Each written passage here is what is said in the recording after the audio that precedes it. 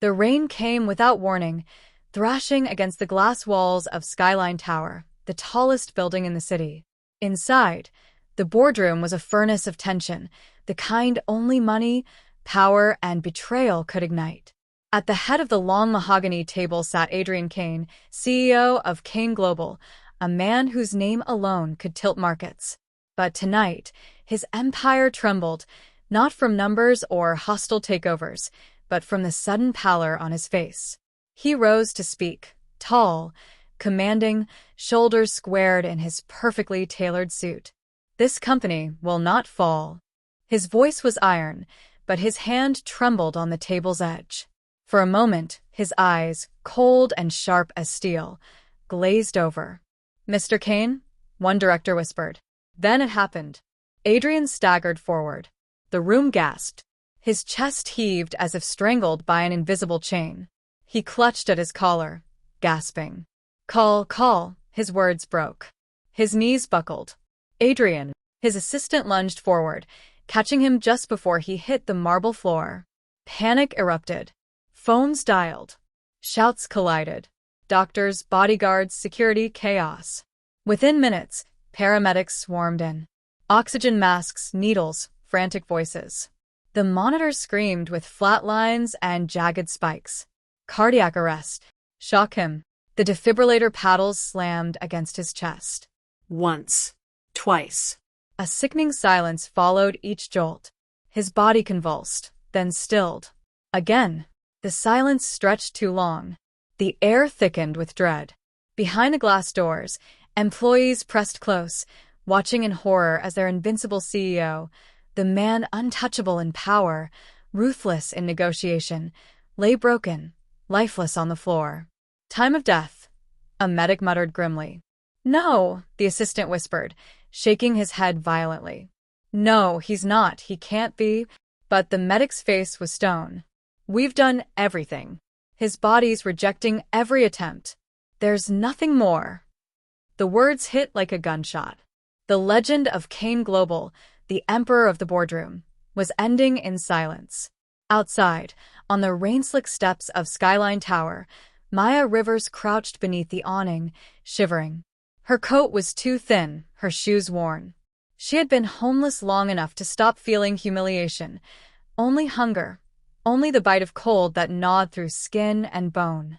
She clutched the paper bag of half-eaten bread someone had thrown away. Tonight was like every night, invisible, forgotten, until the doors burst open. Security stormed out, shouting into radios. A stretcher followed, wheels clattering, carrying a body she couldn't see. But she caught the wails of sirens, the fragments of frantic voices. CEO Kane, not responding. "Pronounced dead if we can't." Her heart lurched. Dead? She edged closer, curiosity stronger than fear. Through the flashing red lights, she caught sight of him, the man on the stretcher. Even unconscious, his presence was overwhelming.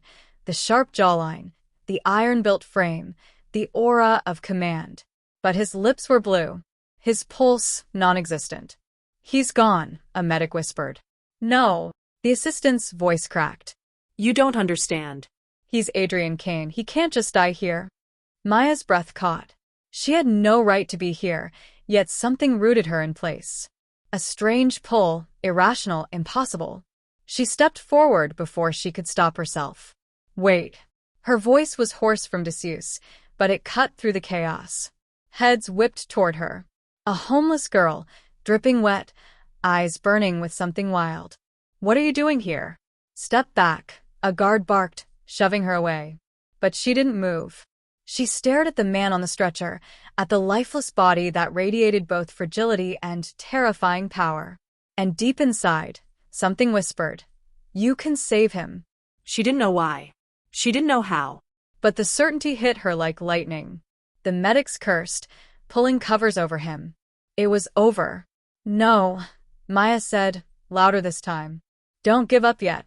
"Who the hell are you?" the assistant snapped, eyes blazing with grief and fury. "This isn't your place." "I have blood," Maya blurted, trembling. "The same type. I can give it. Right now." The crowd froze. For a second, silence blanketed the storm. The medic scoffed. "That's not how this works, girl." But the assistant's eyes locked on hers, desperate, searching. "What did you say?" "I can feel it," she whispered, stepping closer. Her voice broke, but her gaze didn't. "If you let me, I can bring him back."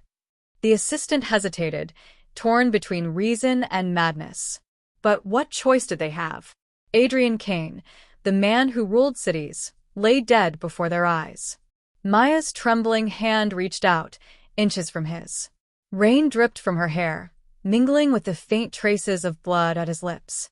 And in that heartbeat, lightning split the sky. "Are you insane?" The medic's voice was sharp, cutting through the storm. "This isn't some fairy tale. His heart has stopped. A transfusion won't change."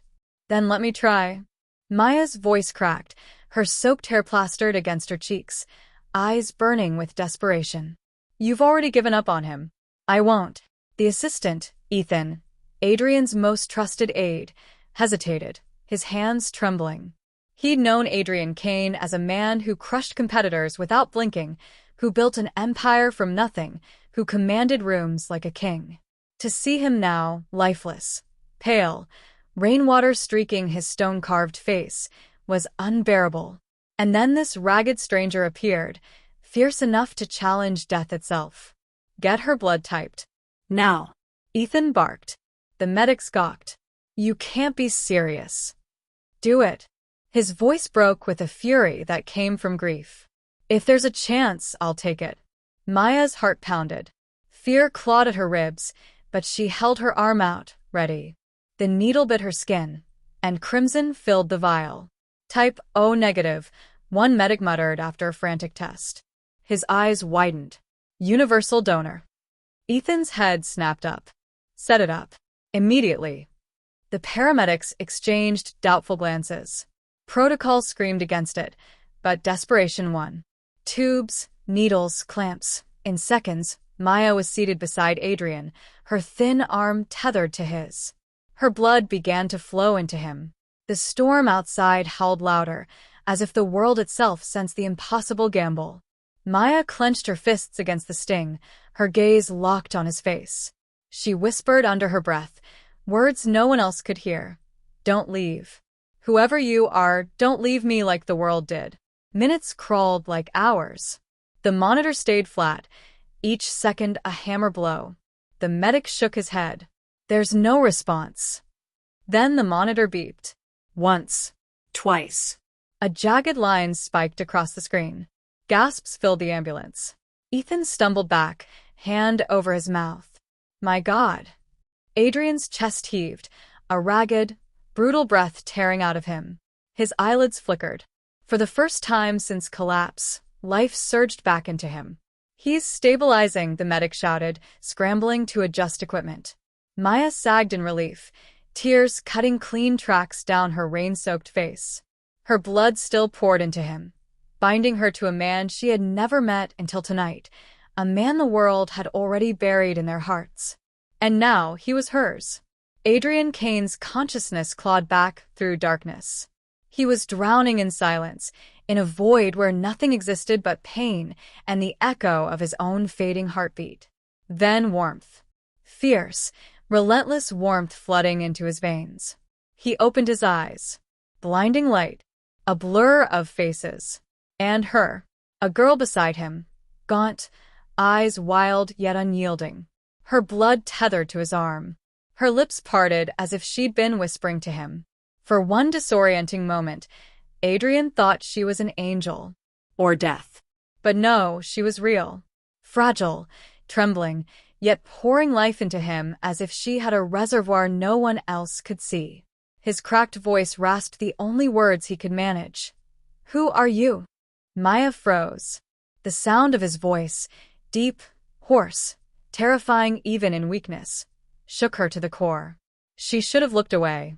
She should have stayed silent. Instead, she whispered, "Nobody. Just someone who couldn't watch you die." Her words carved into him deeper than any blade. The ambulance roared toward St. Vincent's Hospital, sirens splitting the night.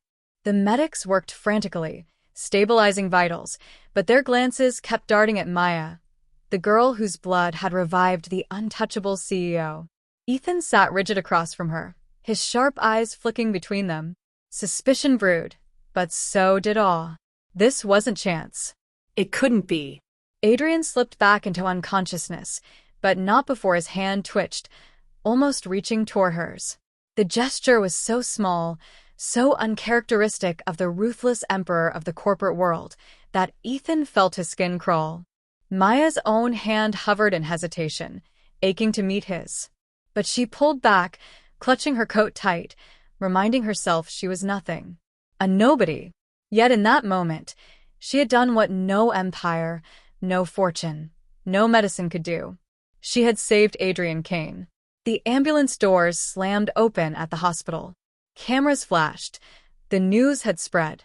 CEO of Kane Global collapses. Rumors of death. Bodyguards shoved reporters back, but microphones pierced the air.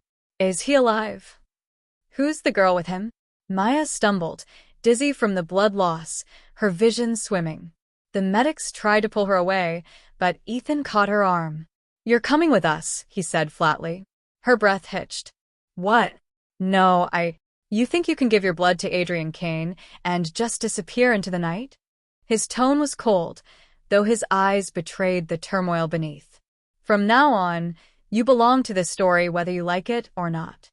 Maya's pulse hammered. For the first time in years, someone had spoken as if she mattered. But belonging to his story felt like stepping into fire. The world smelled of antiseptic and steel. The beeping of machines hummed like a taunt, each note reminding Adrian Kane that he had been pulled back from the abyss. He opened his eyes slowly, vision sharpening into the sterile glow of a private hospital suite. His chest ached as though knives had carved through it. But more than the pain, what seared into him was rage. Adrian Kane did not fall. He did not break. And yet, he had collapsed, helpless, before his enemies, his board, the world. Someone was going to pay. Sir. Ethan's voice cut through the haze. He was standing by the bed, posture sharp despite the shadows under his eyes. Adrian's voice was a rasp, but it carried its usual authority. How long? 2 hours since the ambulance. You were gone. Ethan hesitated, his jaw tightening. But you came back. Adrian's eyes narrowed. How? The door clicked open. Maya stumbled inside, still pale from the transfusion, hospital scrubs replacing her tattered clothes. She looked out of place against the polished glass, the velvet curtains, the aura of wealth she had never touched. Adrian's gaze locked on her instantly. Something primal stirred. Recognition, confusion, a tug he couldn't name. Ethan cleared his throat. She's the reason you're alive, sir. Adrian's eyes, storm dark, cut into her. Explain. Maya's heart hammered, but she met his stare. They said you were dead. I gave you my blood. You. His tone dripped disbelief, almost disgust. A street rat. Her fists clenched. The insult stung, but she refused to bow her head. Call me whatever you want. You're breathing because of me. The silence that followed was suffocating. Ethan looked between them, unsettled.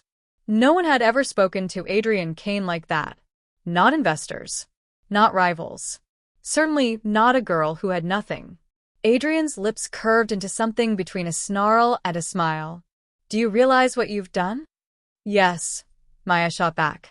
I saved a man who doesn't even know how to say thank you. For the first time in years, Ethan saw Adrian falter. His mask didn't break, but a flicker of something passed across his eyes. Gratitude? No. Something sharper. Interest. Adrian leaned forward despite the monitors tethering him. People don't help me. They use me, betray me, fear me. Why would you, someone with nothing, bleed for me? Maya swallowed. She hadn't asked herself that question. The truth was raw, dangerous, because in his lifeless face, she had seen a mirror of her own, abandoned, discarded by the world. I didn't do it for you, she whispered. I did it because no one deserves to die alone. Adrian stared at her as if trying to tear the truth from her soul. Her defiance was unpolished, untrained, but it shook something inside him that had been stone for years. He should have dismissed her, ordered her gone. But instead, "You stay," Adrian said flatly. Maya blinked. "Excuse me? You saved my life." His voice was low, cold, final. "That means your life is tied to mine. From this moment, you belong to me." The words slammed into her like a chain. "I don't belong to anyone," she spat, her trembling legs giving way to anger. "I gave you blood, not my freedom." Ethan stepped forward, alarmed. "Sir, perhaps." "Quiet."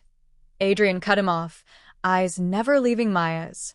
The machines beeped louder, matching the storm of tension between them. Maya shook her head. "You think you can own people because you're rich? Because you're powerful? I've lived with nothing, and I'd rather stay in the streets than be your prisoner." Adrian's chest rose and fell heavily, not from weakness, but from fury and fascination. No one had ever dared. Not once in his empire. Yet here she was, a nobody, defying him as if she were untouchable. His lips curved into a dark, dangerous smile. "We'll see."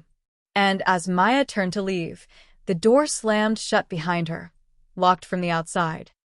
The hospital suite was bathed in shadows when Adrian King stirred awake. His throat burned, his chest ached, and for a terrifying moment he couldn't remember how he'd gotten there. But then, he remembered the blur of faces, the alarms, the sensation of slipping into darkness. And a warmth that cut through it all. Not the warmth of medical machines. Not even the rush of oxygen. Something alive. A whisper of soft skin against his.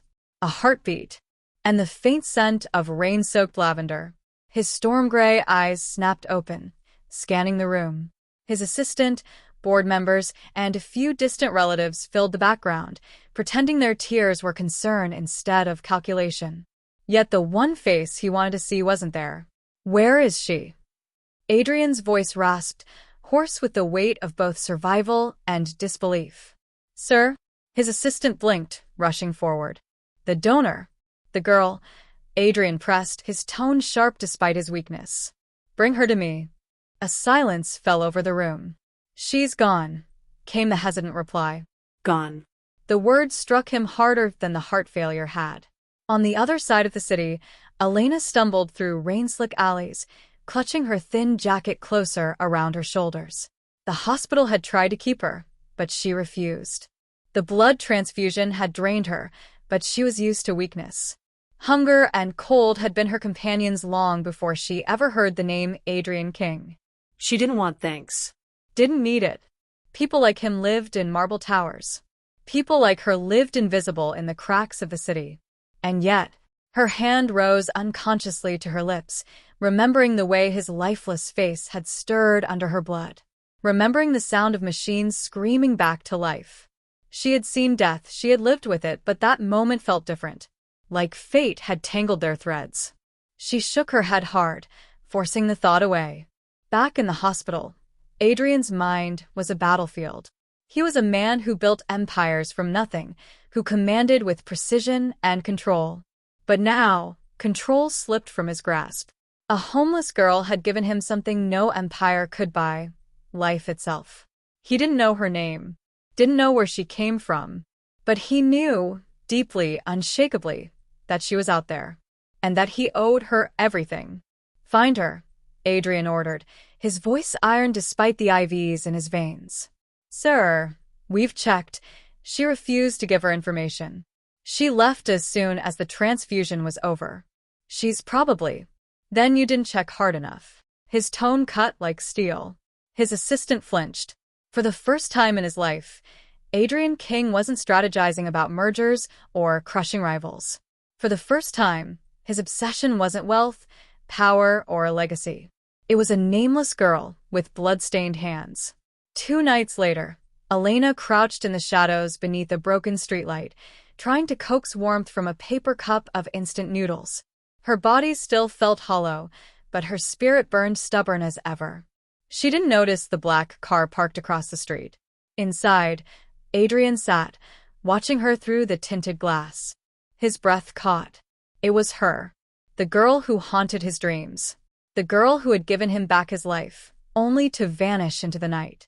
But here she was, in torn sneakers, tangled hair, and eyes that carried storms he somehow recognized. "Stop the car," Adrian commanded. His driver hesitated. "Sir, this is not a safe area." "Stop." The car. The brakes hissed. The door opened. And for the first time since his heart had stopped, Adrian stepped into the rain. Elena looked up, startled, as the tall figure approached, expensive suit darkened by water, power radiating even through weakness. Her breath froze. The man she thought she'd left behind, the man who wasn't supposed to even remember her. He was standing right in front of her. "Found you," Adrian said softly, his gaze locked onto hers as though she were the only soul in the world. The elevator doors slid shut with a metallic hiss, trapping Elena in the mirrored box with Adrian Cole. The space was suffocating, not because of its size, but because of him. His presence filled it, commanding and heavy, his broad shoulders casting her reflection into shadow. He hadn't spoken since dragging her away from the hospital room, away from the curious stares of his board members and doctors. His jaw was clenched, hands buried deep in his pockets, as though holding himself back from something violent or dangerous. Finally, she broke the silence. "Where are you taking me?" Her voice was steady, but inside her heart thundered like an animal trapped in a cage. Adrian's head turned slightly, his gaze locking on her through the reflection in the glass wall. His voice was low, almost a growl. "To make sure you don't disappear. You think you can save my life and just walk away? Do you understand what you've done?" Her fists tightened at her sides. "I didn't do anything. I just helped. That's all." The elevator dinged, and the doors opened to the top floor, his world. The penthouse suite of Cole Enterprises. All glass, steel, and skyline. A kingdom in the clouds. Elena stepped out hesitantly, her worn sneakers squeaking against the polished marble floor. It was surreal. Her reflection wavered against walls of crystal chandeliers and priceless art. She had spent nights sleeping under bridges, and now she stood in a palace. Adrian turned and faced her fully. For the first time since waking, his eyes, sharp, stormy gray, softened, though only slightly. "You gave me your blood. Do you realize? Without it, I would be..." He cut himself off, exhaling sharply. "Everyone failed. The best doctors, specialists from across the globe. And then you." The way he looked at her made her chest tighten, as if she carried something far more valuable than she realized. "I don't want anything from you," Elena said quickly, stepping back, her voice shaking despite her attempt to sound firm. "You don't owe me. Let me go." Adrian's lips curved into something between a bitter smile and a sneer. "You think this is about owing?" "Elena," he spoke her name like he had branded it into his soul. "You gave me back my life. That's not a debt I can ignore. That's not something I want to ignore." For a moment, silence stretched. The city glittered below, a million lights flickering like stars bowing to his empire. But in this room, the world narrowed to just the two of them, an untouchable billionaire and the girl who had nothing but scars. Elena swallowed hard. "So what now? You keep me locked up here? Like some prisoner?" His eyes darkened. "No," he stepped closer, each movement deliberate, controlled, dangerous. "Like someone who matters. Someone I refuse to lose." The intensity in his tone made her pulse skip, but it also terrified her. She shook her head. "You don't even know me." Adrian's jaw flexed. "Then I'll learn." Her breath caught. She wanted to argue, to push him away, but his presence was overwhelming, magnetic. This man who had once been cold, untouchable, had bled because of her, had lived because of her. And now, every word he spoke pressed against the raw edges of her heart. Before she could respond, the door burst open. "Adrian!" A sharp voice rang out. Both turned. A woman in a tailored crimson dress strode in, heels clicking like gunshots against marble. She was beautiful, polished, and furious. Elena stiffened instantly. The woman's eyes flicked over Elena, curling with disdain. So, this is the little stray the hospital staff was whispering about? The one who saved you? Her lips curved into a poisonous smile. How quaint.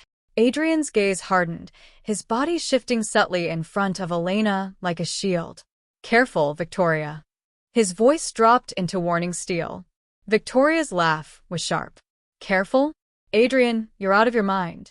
Do you even know who she is? Where she comes from? You think dragging some homeless girl into your life won't destroy your reputation, your empire? Elena's chest burned, shame cutting deeper than knives. She wanted to disappear, to melt back into the shadows where no one could see her.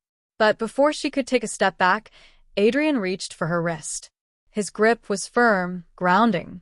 I don't care where she came from, he said coldly, his gaze locked on Victoria. What matters is, she's the reason I'm standing here at all. Which makes her more valuable than anyone in this room. Including you.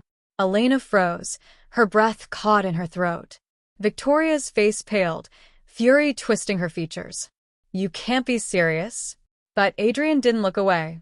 His words echoed like a vow, echoing through Elena's chest, impossible to ignore. And for the first time since giving her blood, Elena realized this wasn't just about saving him.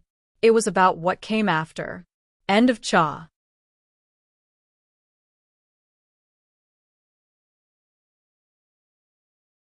The silence in the penthouse was suffocating. Outside the floor-to-ceiling windows, the city glittered in 1,000 golden lights, but inside, the air was heavy, charged with things unsaid. Elena sat on the edge of the sofa, her fingers knotted tightly in her lap. She had been allowed to stay here for her recovery, but she knew better. Every time the CEO's storm-gray eyes landed on her, she could feel it, an unspoken tether pulling her closer, even though the gap between their worlds was endless. Adrian Vale, the man she had bled for, the man everyone had failed but she saved, leaned against the window, his tall frame silhouetted against the night. He was alive because of her, yet his gaze tonight wasn't soft with gratitude. It was hard, unreadable, simmering with something more dangerous than anger, obsession. You shouldn't be here, Adrian finally said, voice low, clipped. Her breath caught. Then why did you bring me here? For a moment, his lips curved in something close to a smile, but it didn't reach his eyes. Because I don't trust anyone else. Not after what happened. Elena's pulse spiked. His world was filled with secrets, shadows she didn't understand. Yet every instinct screamed that someone, some powerful enemy, had wanted him dead. She swallowed, forcing her voice to steady. You think they'll come after you again? They already have, Adrian said, pushing away from the window.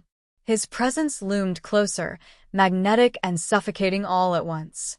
Only this time, they'll try a different angle. His eyes flicked over her, sharp and calculating. Through you. Her heart stuttered. Me? I'm no one. Wrong. His tone was sharp, final. You're the reason I'm still breathing. That makes you everything. The words crashed into her, leaving her breathless. She wanted to protest, to deny it, but his hand reached out suddenly, curling under her chin, forcing her eyes to meet his. The raw intensity there made her knees weak. This wasn't the ruthless CEO the world feared. This was a man fighting something far more dangerous than his enemies, his own heart. Elena, his voice dipped lower, almost a whisper, almost vulnerable. Do you have any idea what you've done to me? Her throat tightened. I only gave blood. That's all. He laughed, bitter and sharp. Blood gave me life. But you're making me want more than I should. The air between them turned electric, his words wrapping around her like chains. She felt both trapped and protected, terrified yet unable to pull away. Then, Bang. The sound shattered the fragile moment. Somewhere below, in the private elevator shaft, metal clashed. Adrian's head snapped toward the sound, his entire body tense.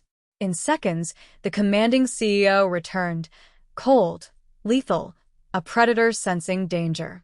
Elena. His voice was steel now. Stay behind me. Her eyes widened as he moved swiftly across the room, retrieving a sleek, black gun from a hidden panel in the wall. She stared, frozen. As the reality crashed in, Adrian wasn't just fighting business rivals. He was fighting for his life. And now, she was caught in the crossfire. The elevator hummed unnaturally, stopping before it reached the penthouse floor. A faint beep echoed. Someone was overriding the controls. Elena's breath came fast. Adrian, what's happening? He didn't look back, eyes locked on the door. An intruder. His jaw clenched, and they came prepared. The seconds stretched, agonizing. She could hear her own heartbeat pounding in her ears. Then Adrian turned, just for a moment, his storm-gray gaze finding hers. If anything happens to me, his voice was low but unshakable. Run. Don't look back. Her chest constricted. No, she had already lost too much in life. She wouldn't lose him too. Before she could answer, the elevator doors creaked, pried open by force. Shadows moved in the gap.